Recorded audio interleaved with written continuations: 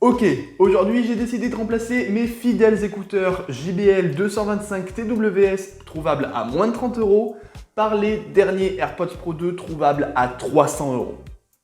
Ouais, ça fait un sacré changement. Aujourd'hui, dans cette vidéo, on va essayer de comparer ces deux paires d'écouteurs et surtout, on va essayer de voir si ça valait vraiment le coup de dépenser autant. Allez, c'est parti. Ok, on commence doucement avec le design. Chez JBL, on est sur des écouteurs en plastique noir mat très bien réussi, qui change de d'habitude, ce qui est vraiment très appréciable. Si on regarde un petit peu plus en détail, on remarque que la qualité de fabrication est plutôt pas mal, puisqu'il n'y a rien qui accroche au toucher, tout est super bien peint, il n'y a pas de souci. Le seul petit défaut qu'on retrouve, c'est au niveau des ailettes ou des embouts, enfin je sais pas comment vous appelez cette partie qui s'affiche à la vidéo là, mais ça se décolle quand on tire un petit peu dessus avec son doigt. Ce qui n'est pas vraiment un problème, puisque normalement on n'est pas censé le faire.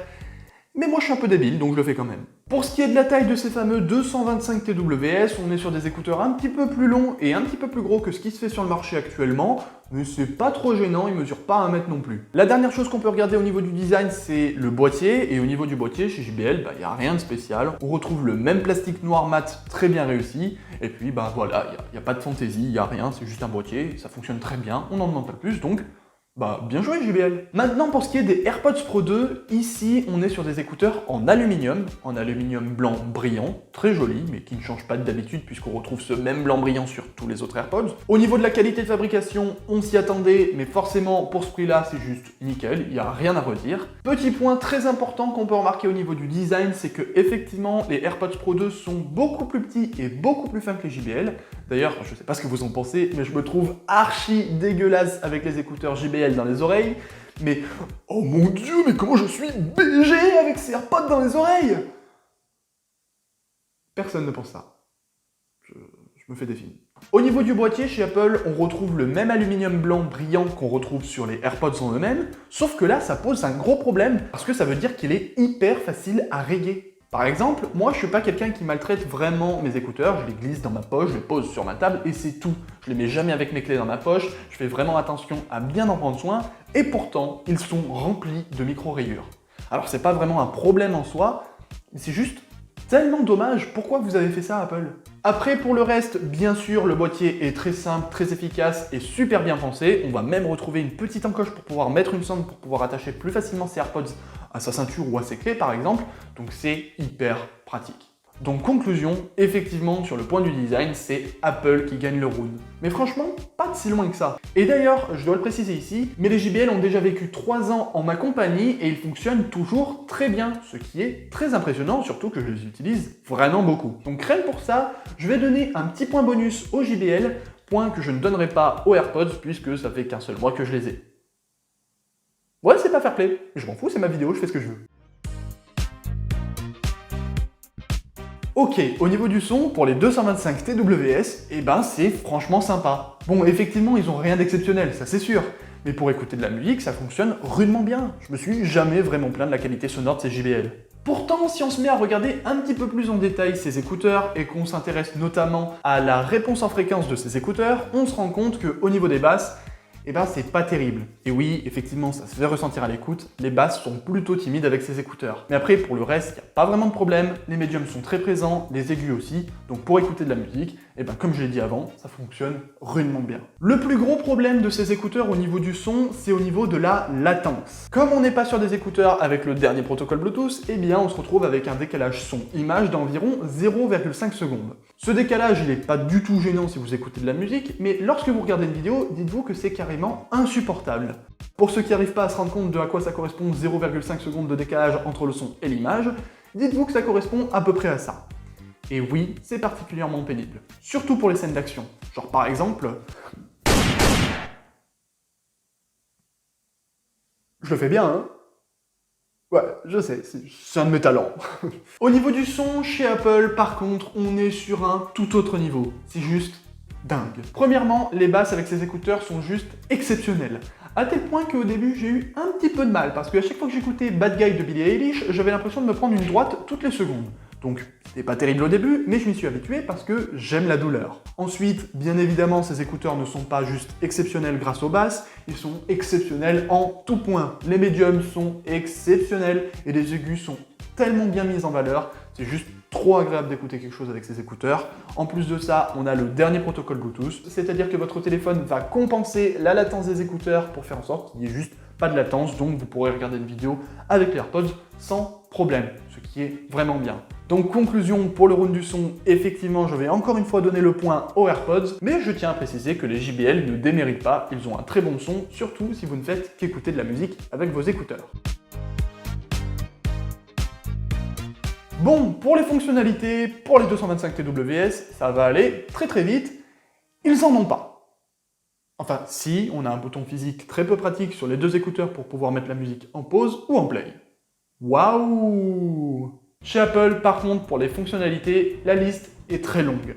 On a les boutons tactiles qui nous permettent de faire la même chose que les JBL, mais en mieux, puisqu'on peut aussi régler le volume.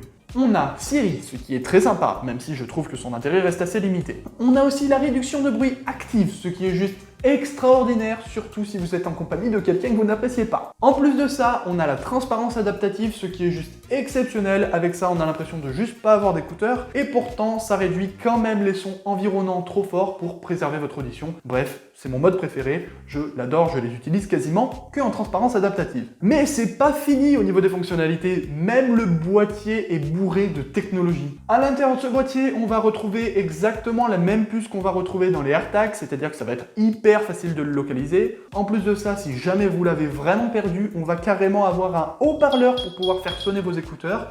Donc si vous avez perdu votre boîtier, vous le retrouverez, ou alors vous êtes vraiment débile. Mais là où Apple fait vraiment fort au niveau de ce boîtier, c'est au niveau du rechargement, parce que vous avez trois façons de le charger. Vous pouvez le brancher, bon, jusque-là, rien d'impressionnant. Vous pouvez aussi le mettre en MagSafe, parce que oui, il est compatible MagSafe, mais surtout, il est compatible avec le chargeur de l'Apple Watch, ce qui est juste extraordinaire. Merci Apple d'avoir pensé à ça. Je ne le charge quasiment qu'avec le chargeur de mon Apple Watch, donc j'adore ce boîtier. Bref, en conclusion, pour le round des fonctionnalités, je vais bien sûr donner le point aux AirPods Pro 2, puisque les JBL n'en ont juste pas, donc je vais même pas essayer de les défendre. Tout ce qu'il faut retenir pour ce round, c'est, je pense, les AirPods Pro 2 sont un peu plus que des écouteurs. Ça fait très fanboy Apple là, non? Et oui, le confort pour des écouteurs, c'est hyper important puisque ces trucs vont littéralement vous pénétrer. Ouais, j'ai toujours su trouver les mots justes. Chez JBL, on est sur des choses simples, on est sur des écouteurs en plastique, il n'y a rien qui s'enlève, donc soit ça passe, soit ça casse. Moi, j'ai peut-être un petit peu de chance, mais ça passe très bien. Ils me font pas mal aux oreilles, et surtout, quand je bouge la tête dans tous les sens, j'arrive pas à les faire tomber. Donc, j'aime bien le confort des JBL. Maintenant, pour ce qui est de chez Apple, pareil, ils sont très confortables, mais surtout, on a un petit point positif, c'est qu'on a des embouts interchangeables si vous avez des plus grandes oreilles ou des plus petites oreilles. Moi, je suis quelqu'un de moyen avec des oreilles moyennes, donc je suis resté sur les embouts moyens, et pareil, avec eux, j'ai beau bouger la tête dans tous les sens, j'arriverai jamais à faire tomber mes écouteurs. Faut vraiment que j'arrête de faire ça, on dirait que je suis un petit chien qui essaie de se sécher là, c'est pas terrible. Conclusion, pour le round du confort, je vais donner égalité à ces deux paires d'écouteurs, mais je vais quand même donner un petit point bonus aux AirPods, puisque on a plusieurs embouts différents, donc si vous avez des oreilles un petit peu différentes de d'habitude, vous pourrez quand même utiliser ces AirPods sans souci.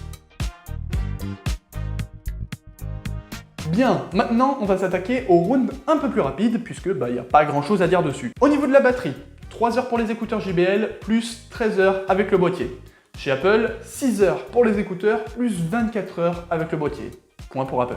Au niveau de l'étanchéité, rien pour les JBL, IPX4 pour les AirPods. Donc, point pour les AirPods. Et enfin, portabilité, les deux boîtiers font sensiblement la même taille, mais les JBL sont un peu plus épais, donc point pour les AirPods. Voilà, la vidéo touche à sa fin, je n'ai plus rien à comparer, mais je pense que vous avez remarqué que Apple a gagné quasiment tous les points. Donc oui, effectivement, les AirPods sont meilleurs que les JBL 225 TWS, et c'est normal puisqu'ils valent littéralement 10 fois plus cher. Mais du coup, la question que vous devez vous poser maintenant, c'est est-ce que ça vaut vraiment le coup de dépenser 300 € dans des écouteurs si on peut en avoir à 30 €? Eh bien la réponse, elle va être tout dépend de votre utilisation. Pour quelqu'un comme moi, effectivement, les AirPods sont plutôt rentables parce que je passe vraiment beaucoup de temps avec mes AirPods. Par exemple, quand je me balade dehors, j'ai mes écouteurs. Quand je révise mes cours, j'ai mes écouteurs. Quand je fais la vaisselle, j'ai mes écouteurs. Et quand j'ai mes écouteurs, j'ai mes écouteurs. Donc oui, 300 € pour moi, c'est vite amorti. Cependant, si vous utilisez vos écouteurs qu'une fois de temps en temps, une fois ou deux par mois, eh bien peut-être que les JBL seront une très bonne valeur pour vous. Mais si par exemple vous vous retrouvez dans un entre-deux, c'est-à-dire que vous utilisez vos écouteurs un peu plus régulièrement qu'une fois ou deux par mois, mais que vous voulez quand même pas utiliser 300 € pour des écouteurs, ce qui est complètement compréhensible. Eh bien, pas de panique, sachez qu'il y a plein de très bonnes références d'écouteurs qui sont entre 300 et 30 €. Par exemple, on a pour moins de 100 € les Jabra Elite Active 3, 4 et 5 qui sont juste très bien. Vous avez aussi pour un petit peu plus de 100 €, voire même 100 € tout pile, les Galaxy Buds 3 qui sont très bien aussi. Vous avez les Pixel Buds qui fonctionnent super bien aussi. Vous avez même les écouteurs d'Amazon, j'ai eu de bons retours dessus même si j'ai jamais pu les essayer.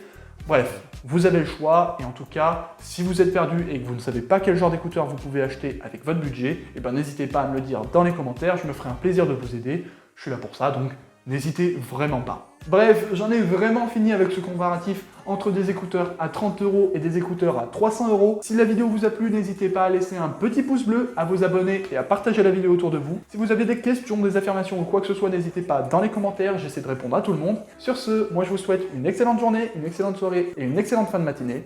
Et je vous dis à plus sur YouTube.